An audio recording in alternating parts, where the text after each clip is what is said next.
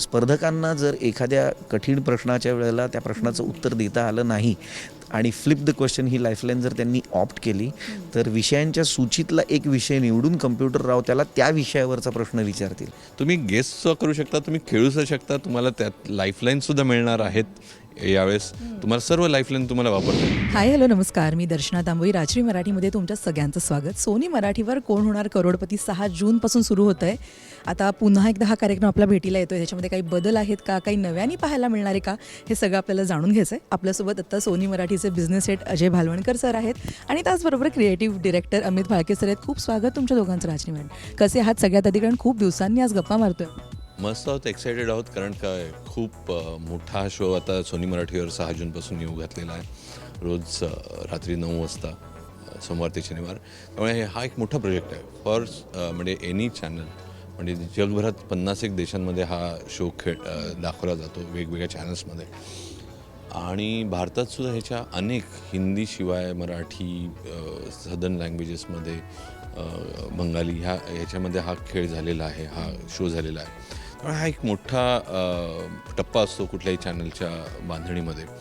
त्यामुळे आम्ही एक्सायटेड तर आहोतच, तितकंच म्हणजे माझी अख्खी टीम ह्याच्यामध्ये दिवस रात्र सध्या काम करत आहे. सर कसे आहात, कारण सोनी मराठीवर आम्ही बघतोय वेगवेगळे प्रयोग होत आहेत.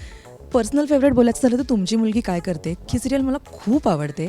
असे वेगवेगळे प्रयोग करून खूप मेहनत घ्यावी लागते. कसे आहात? एकदम छान दर्शन. आणि कायम नेहमीप्रमाणे राजश्री मराठीतर्फे तुला भेटून कायम मजा येते, कारण ज्या पद्धतीने, ज्या आत्मीयतेने तू सगळ्यांची काळजी घेत असतेस, चौकशी करत असतेस आणि आमच्या कार्यक्रमांची माहिती राजश्री मराठीच्या माध्यमातून सगळ्या लोकांपर्यंत पोहोचवत असतेस, त्याबद्दल तुझं प्रथम थँक्यू. आणि कायम राजश्री मराठीचा सपोर्ट असतो सोनी मराठीचा. जसं म्हणालीस तू तुमची मुलगी काय करते, तर सोनी मराठी सतत गेले 3 वर्ष प्रयत्न करतं आहे की वेगवेगळ्या मालिका, मग त्या फिक्शन नॉन फिक्शन असू दे, सतत आपल्याला भावेल, आपल्याबरोबर संपूर्ण कुटुंबाला भावेल अशा मालिका, मग त्या फिक्शन असू देत किंवा नॉन फिक्शन असू देत, त्या घेऊन येण्याचा प्रयत्न करतो आहे. आणि त्याचबरोबर काही मालिका ज्याची आपण दर काही दिवसांनी वाट पाहत असतो, तसा सीझन म्हणजे कोण होणार करोडपतीचा यावर्षीचा सीझन. 6 जूनपासून सोमवार ते शनिवार रात्री 9 वाजता एक ज्ञान आणि मनोरंजनाचा अद्भुत खेळ आम्ही चालू करतो आहे.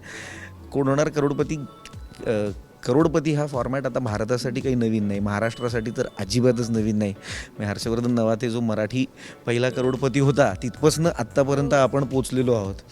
या खेळाची गंमतच ती आहे की जसं अजय सर मला कायम सांगतात की मला ना तो खेळ कायम प्रेशर कुकरसारखा वाटतो, ज्याला आपण मराठी सगळी माणसं खूप छान पद्धतीने रिलेट करतो, की तुम्हाला ना त्या एका प्रेशर कुकरसारख्या एन्व्हायरमेंटमध्ये नेलं जातं आणि तिथे त्या हॉटसीटवरती बसल्यानंतर त्या स्पर्धकाचा खरा कस लागतो. म्हणून आम्ही ह्यावेळेला म्हटलं की ज्ञान आणि मनोरंजन, त्यातला मनोरंजनाचा भाग जो आहे तो कार्यक्रम कसा दिसणार आहे, त्या कार्यक्रम अधिक रंजक करण्यासाठी यावेळेला काय पद्धतीने ओव्हरऑल त्या कार्यक्रमाचा लुक अँड फील केलेलं आहे ते मी अगदी थोडक्यात सांगतो. म्हणजे या वेळेला स्पर्धकांबरोबरच प्रेक्षकांना नवीन लाईफलाईन दिसणार आहे. सो जसं 50-50, phone a friend, audience poll ह्या लाईफलाईन्स आधी होत्या, तसं ह्या वेळेला आता video a friend, audience poll आणि फ्लिप द क्वेश्चन म्हणजे बदली प्रश्न ही लाईफलाईन दिसणार आहे. सो स्पर्धकांना जर एखाद्या कठीण प्रश्नाच्या वेळेला त्या प्रश्नाचं उत्तर देता आलं नाही आणि flip the question he lifeline जर त्यांनी ऑप्ट केली तर विषयांच्या सूचीतला एक विषय निवडून कम्प्युटर राव त्याला त्या विषयावरचा प्रश्न विचारतील. म्हणजे जो स्पर्धक बसलाय तो विषय त्याच्या मनाचा चॉईस करू शकतो. होय. 11 ते 12 विषयांची सूची सचिन सर कम्प्युटर रावांना सांगून त्या स्पर्धकांना दाखवतात आणि त्या 11 ते 12 विषयांमधनं मग त्याच्यामध्ये मनोरंजन असेल, राजकारण असेल, ठराविक घडामोडी असतील, हिस्ट्री असेल, स्पोर्ट्स असेल, ह्या विविध विषयांमधनं त्या स्पर्धकाला ज्या विषयाबद्दल जास्त कॉन्फिडन्स आहे किंवा त्याला वाटतं की माझं ह्याबद्दलचं वाचन ज्ञान जास्त आहे, तो त्या विषयाचा प्रश्न विचारण्याची संधी घेऊ शकतो आणि कम्प्युटर राव त्याला त्या विषयाचा प्रश्न विचारू शकतात. सो या पद्धतीने एक थोडासा ट्विस्ट यावेळेच्या सीझनमध्ये पण बघायला मिळणार आहे.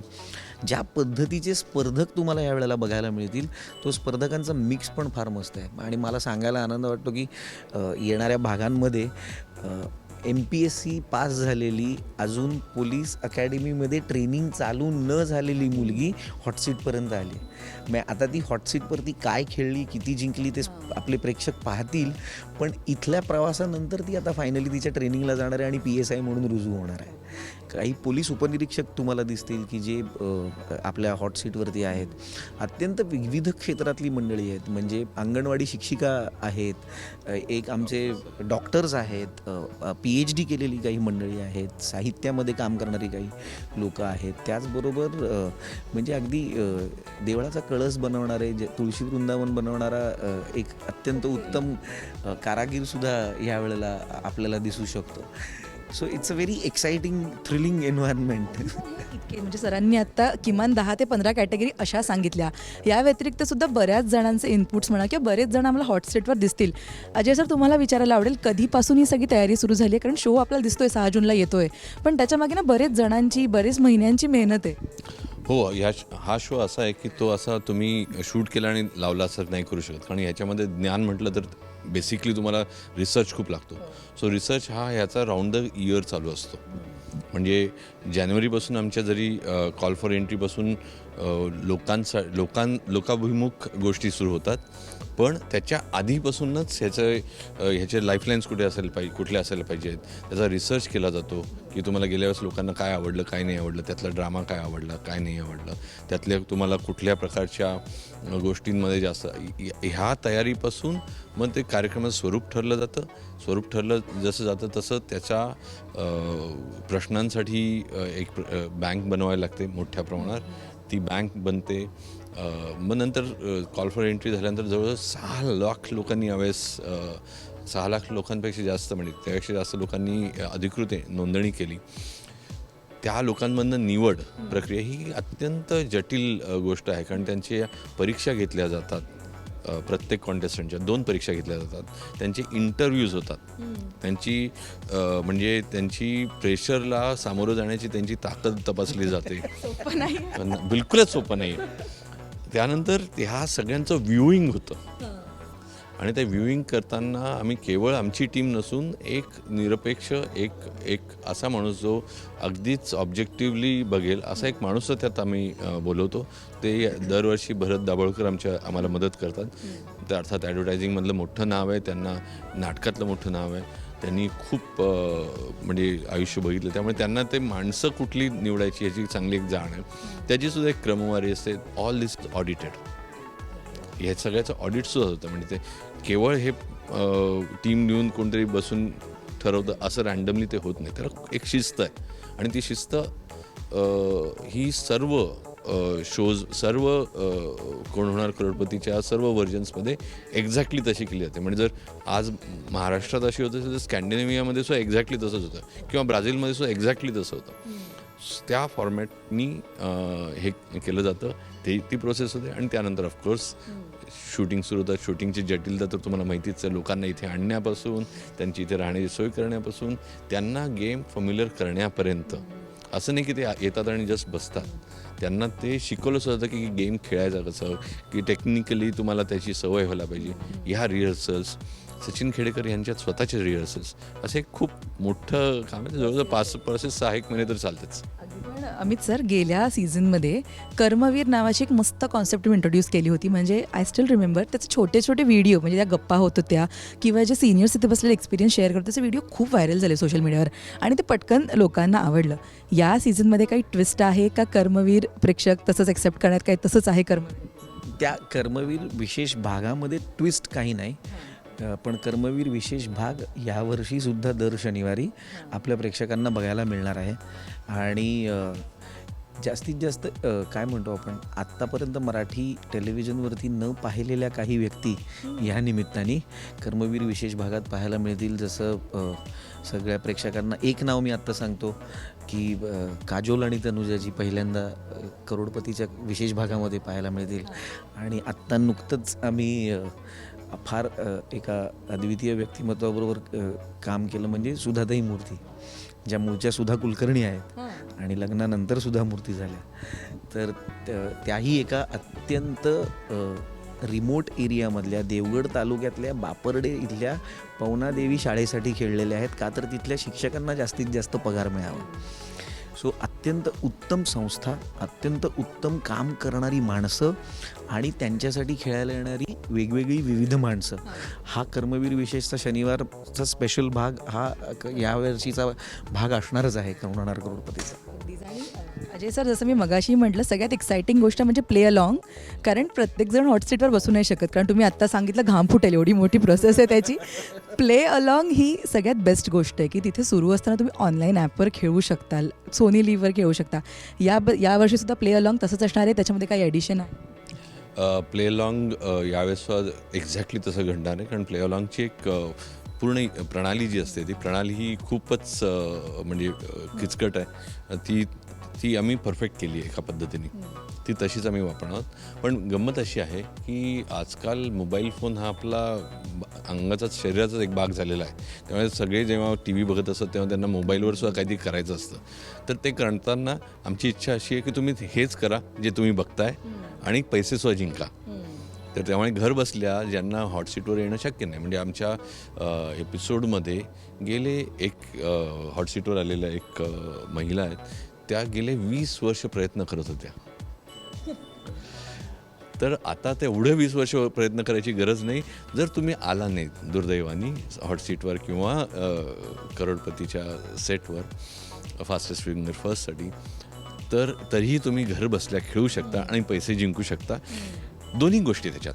एक म्हणजे तुम्हाला केवळ पैसे जिंकण्यासाठी लोक इथे येतात असं माझं मत नाही. खेळण्याची आणि क्विजमध्ये एखादा प्रश्न आलेला त्याला आपण उत्तर देऊ शकतो. म्हणजे आम्ही जेव्हा बघत असतो PCR रूममधनं वगैरे, तेव्हासुद्धा आम्ही खेळतच असतो. म्हणजे काल प्रत्येक ऑडियन्स आपला टी व्ही बघताना रे ह्याचं उत्तर हे असं. हां. तर पूर्वी कसं आपण नुसतं गेस करायचो, हे तुम्ही गेससुद्धा करू शकता, तुम्ही खेळूसुद्धा शकता. तुम्हाला त्यात लाईफलाईनसुद्धा मिळणार आहेत.